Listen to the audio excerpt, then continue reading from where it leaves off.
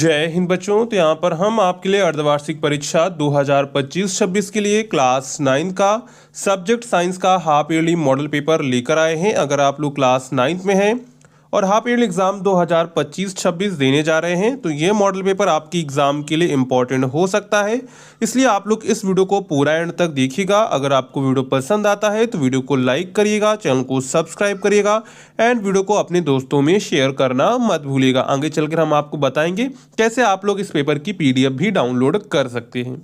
तो चलिए एक एक करके यहाँ पर हम लोग सभी क्वेश्चंस को डिस्कस करेंगे। यहाँ पर जो भी क्वेश्चंस है वो आपकी एग्जाम के लिए इंपॉर्टेंट है, इसलिए आप लोग इस वीडियो को पूरा एंड तक देखिएगा। तो सबसे पहले यहाँ पर हमारे 20 ऑब्जेक्टिव क्वेश्चंस आते हैं, सबसे पहले हम लोग उसको कवर करेंगे। इसके बाद हम लोग रिटन क्वेश्चंस की ओर चलेंगे। तो यहाँ पर हमारा पहला प्रश्न है, कोई वस्तु जितना स्थान घेरती है वह उसका डॉट डॉट होता है।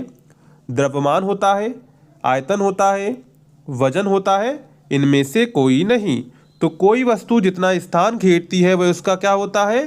आयतन होता है। क्या होता है? आयतन होता है। यानी राइट आंसर यहाँ पर आपका क्या हो जाएगा? राइट आंसर यहाँ पर ऑप्शन नंबर आपका सेकंड वाला करेक्ट हो जाएगा, आयतन। ठीक है। इसके बाद इसी में आपका दूसरा है, निम्नलिखित में से द्रव्य नहीं है। कांच, वायु, लकड़ी, प्रकाश। तो यहाँ पर जो आपका प्रकाश यानी जो लाइट होता है वो क्या होता है? द्रव्य नहीं होता है। यानी कि राइट आंसर यहाँ पर आपका क्या हो जाएगा?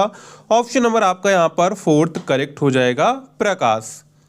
इसके बाद इसी में आपका अगला है, दूध से क्रीम निकालने की विधि है।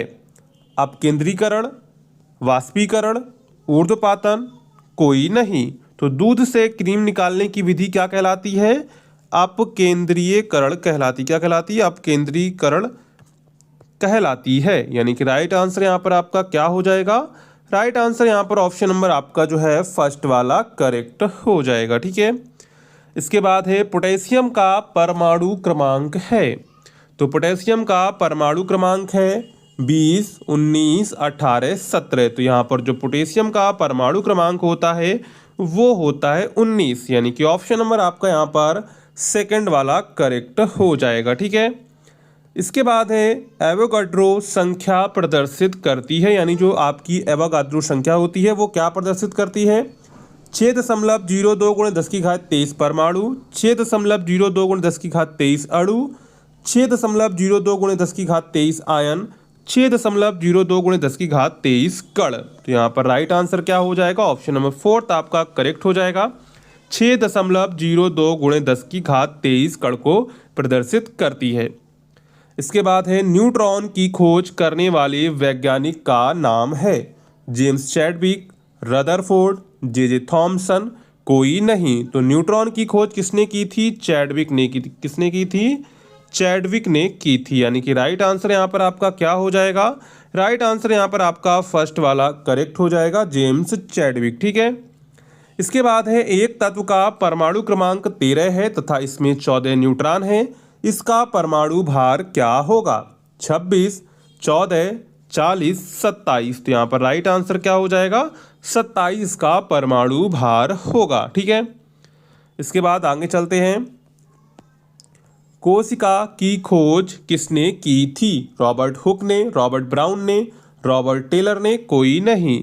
तो यहाँ पर जो कोशिका की खोज की थी वो किसने की थी? रॉबर्ट हुक ने की थी। किसने की थी? रॉबर्ट हुक ने की थी। यानी राइट आंसर यहाँ पर आपका क्या हो जाएगा? राइट आंसर यहाँ पर आपका फर्स्ट वाला करेक्ट हो जाएगा, रॉबर्ट हुक।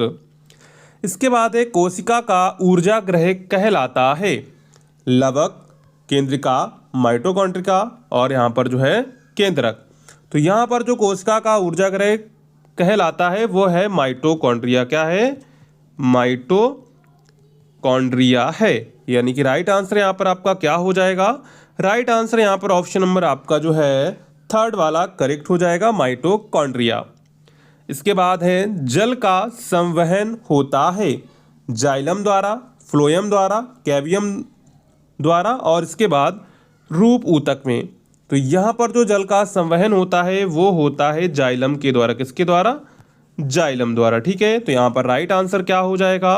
राइट आंसर यहाँ पर ऑप्शन नंबर आपका फर्स्ट वाला करेक्ट हो जाएगा, जाइलम द्वारा।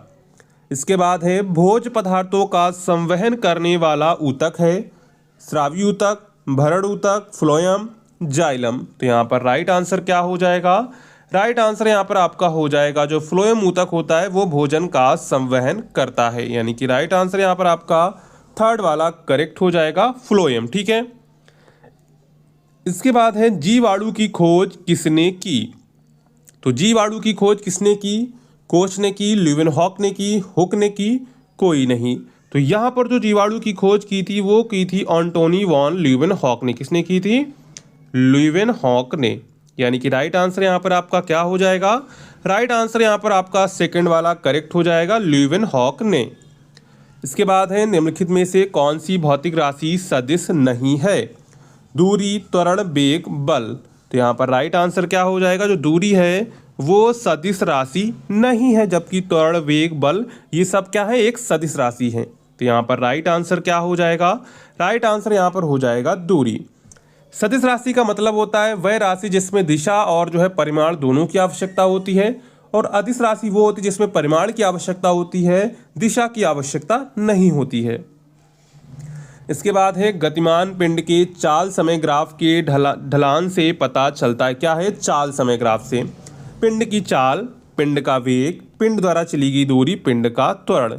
तो गतिमान पिंड के चाल समय ग्राफ से क्या पता चलता है? पिंड का त्वरण पता चलता है। यानी कि ऑप्शन नंबर आपका यहाँ पर फोर्थ वाला करेक्ट हो जाएगा। ठीक है। इसके बाद है एक समान वेग से गति करने वाले पिंड में त्वरण है धनात्मक, ऋणात्मक, शून्य, कोई नहीं। जब देखिए एक समान गति होगी, क्या होगी? जब एक समान गति होगी तब त्वरण होगा जीरो। क्या होगा? त्वरण होगा जीरो। यानी कि राइट आंसर यहाँ पर आपका क्या हो जाएगा? राइट आंसर यहाँ पर आपका थर्ड वाला शून्य करेक्ट हो जाएगा। ठीक है। इसके बाद है संवेग परिवर्तन की दर बराबर होती है त्वरण के, बल के आवेग के, बल के वेग के। तो संवेग परिवर्तन यानी कि delta p upon delta T किसके बराबर होता है? एफ, यानी कि बल के बराबर होता है। यानी राइट आंसर यहाँ पर आपका क्या हो जाएगा? राइट आंसर यहाँ पर आपका थर्ड वाला करेक्ट हो जाएगा। संवेग परिवर्तन की जो दर होती है वो बल के बराबर होती है। इसके बाद है बल का मात्रक है मीटर प्रति सेकंड स्क्वायर, मीटर प्रति सेकंड। और इसके बाद यहाँ है किग्रा इंटू मीटर प्रति सेकंड स्क्वायर और कोई नहीं। तो यहाँ पर राइट आंसर क्या हो जाएगा? राइट आंसर थर्ड यहाँ पर आपका करेक्ट हो जाएगा। किग्रा इंटू मीटर प्रति सेकंड स्क्वायर जो है बल का मात्रक हो जाएगा। ठीक है। इसके बाद है रॉकेट किसके संरक्षण के नियम पर कार्य करता है? द्रव्यमान के, ऊर्जा के, संवेग के, वेग के। जो रॉकेट होता है वो किसके संरक्षण पर काम करता है? संवेग संरक्षण के सिद्धांत पर कार्य करता है। यानी कि राइट आंसर यहाँ पर आपका क्या हो जाएगा? राइट आंसर ऑप्शन थर्ड यहाँ पर आपका करेक्ट हो जाएगा। ठीक है। इसके बाद है बल एफ, द्रव्यमान एम तथा त्वरण ए में संबंध है। तो एफ बराबर क्या होता है? एम ए होता है। यानी कि ऑप्शन नंबर यहाँ पर आपका जो है सेकंड वाला यहाँ पर करेक्ट हो जाएगा। ठीक है। इसके बाद है परमाणु के नाभिक की खोज किस वैज्ञानिक ने की थी? तो परमाणु के नाभिक की खोज किस वैज्ञानिक ने की थी? बोहर ने, मोजले ने, रदरफोर्ड ने, थॉमसन ने। तो यहाँ पर राइट आंसर क्या हो जाएगा? राइट आंसर यहाँ पर आपका हो जाएगा रदरफोर्ड। क्या हो जाएगा? ऑप्शन नंबर थर्ड, परमाणु के नाभिक की खोज रदरफोर्ड ने की थी। इसके बाद खंड बा है जिसमें हमको रिटन क्वेश्चंस यानी अति लघुत्तरीय, लघुत्तरीय और दीर्घोत्तरीय प्रश्न देखने को मिलेंगे। तो यहाँ पर हमारा पहला प्रश्न है किन्हीं दो ऊर्ध्वपातन पदार्थों के नाम लिखिए। तो यहाँ पर एक तो आपका हो जाएगा कपूर, यानी जो बिना द्रव में बदले सीधे क्या होते हैं? गैस में बदले। जैसे कपूर को अगर आप लोग गर्म करेंगे तो वो क्या होगा? द्रव में नहीं बदलेगा, डायरेक्ट वो गैस में बदल जाएगा, तो उसे कहते हैं ऊर्ध्वपातन पदार्थ। तो यहाँ पर कपूर हो जाएगा और हो जाएगा NaCl यानी कि अमोनियम क्लोराइड। इसके बाद मिश्र धातु का एक उदाहरण दीजिए। जैसे आप पीतल ले सकते हैं, पीतल जो है तांबा और जस्ता से मिलकर बनता है, तो धातु का उदाहरण हो जाएगा। ठीक है। इसके बाद यौगिकों के अणुसूत्र लीजिए। साधारण नमक, इसका हो जाएगा NaCl, जल का हो जाएगा H2O। पौधों में हरित लवक कहाँ पाए जाते हैं? तो पौधों में हरित लवक जो होते हैं पत्तियों में पाए जाते हैं। ठीक है। इसके बाद है जंतुओं के शरीर में सबसे लंबी कोशिका का नाम बताइए। तो जंतुओं के शरीर में सबसे लंबी कोशिका कौन सी होती है? वो होती है तंत्रिका कोशिका। कौन सी? तंत्रिका कोशिका होती है। ठीक है। इसके बाद है गति का तीसरा समीकरण लिखिए, तो v square equal to u square plus 2as, ये जो है गति का तीसरा समीकरण होता है। इसके बाद है न्यूटन का गति विषयक तीसरा नियम लिखना है, जिसे हम लोग क्या कहते हैं, क्रिया प्रतिक्रिया का नियम भी कहते हैं। इसके बाद एक किग्रा भार कितने न्यूटन के बराबर होता है, तो 9.8 न्यूटन के बराबर होता है। जड़त्व किसे कहते हैं, इसकी आपको परिभाषा लिखनी है। तो ये आपके जो है यहाँ पर अति लघुत्तरीय प्रश्न हो जाते हैं। तो यहाँ पर हमने अति लघुत्तरीय प्रश्न देख लिए हैं। अब यहाँ पर एक शायद आपका छूट गया, वायु से फैलने वाले संक्रमण रोगों के नाम लिखिए। तो इसमें आप टीबी लिख सकते हैं, खसरा लिख सकते हैं, कोविड-19 लिख सकते हैं, फ्लू जो होता है ये भी जो है वायु से फैलता है। तो ये सारे प्रश्न आपकी अति लघुत्तरीय हो जाते हैं, ठीक है। इसके बाद आते हैं लघुत्तरीय प्रश्न पर। तो यहाँ पर देखिए क्या प्रश्न है, सोडियम तथा क्लोरीन का इलेक्ट्रॉनिक विन्यास लिखिए, माइटोकॉन्ड्रिया के कार्य लिखिए, गति का द्वितीय समीकरण सिद्ध कीजिए। तो इसमें देखिए आपका एक केमिस्ट्री का, एक बायोलॉजी का और एक आपका फिजिक्स का है। इसी प्रकार आपकी दीर्घोत्तरीय प्रश्न यहाँ पर होंगे, पादप कोशिका का नामांकित चित्र बनाइए, अथवा में आपको दूसरा दिया गया है प्रोकैरियोटिक तथा यूकैरियोटिक कोशिका में अंतर लिखना है। तो इन दोनों में से आपको कोई एक करना है, ठीक है। इसके बाद है रदरफोर्ड के कणों के प्रकीर्णन का प्रयोग का वर्णन कीजिए तथा परमाणु संरचना के संबंध में प्राप्त जानकारी लिखिए। अथवा में आपको दूसरा दिया गया था सल्फ्यूरिक अम्ल, नौशादर, बेकिंग पाउडर, ब्लीचिंग पाउडर का अणुसूत्र लिखकर अणुभार ज्ञात कीजिए। यहाँ पर आपको अणुभार दिए गए थे, ठीक है। इसके बाद यहाँ पर है संवेग किसे कहते हैं, संवेग संरक्षण का सिद्धांत सिद्ध कीजिए। अथवा न्यूटन के गति विषयक द्वितीय नियम के आधार पर सिद्ध कीजिए delta p upon delta t equal to f, जहाँ पर आपका एफ बल है, पी संवेग है और टी समय है। तो यहाँ पर एक एक क्वेश्चन आपको एक केमिस्ट्री से, एक फिजिक्स से, एक बायोलॉजी से दिया गया है। इनमें से आपको कोई एक एक यहाँ पर करना है। तो ये पूरा जो है आपका क्लास 9 का साइंस का हाफ ईयरली मॉडल पेपर यहाँ पर हमने डिस्कस किया हुआ है। अगर आपको ये वीडियो पसंद आया हो तो वीडियो को लाइक करिएगा, चैनल को सब्सक्राइब करिएगा, साथ में हमारे टेलीग्राम व्हाट्सएप को ज्वाइन कर लीजिएगा, वहाँ पर आपको इसकी PDF मिल जाएगी। तो चलिए मिलते हैं नेक्स्ट वीडियो में, तब तक के लिए जय हिंद बच्चों।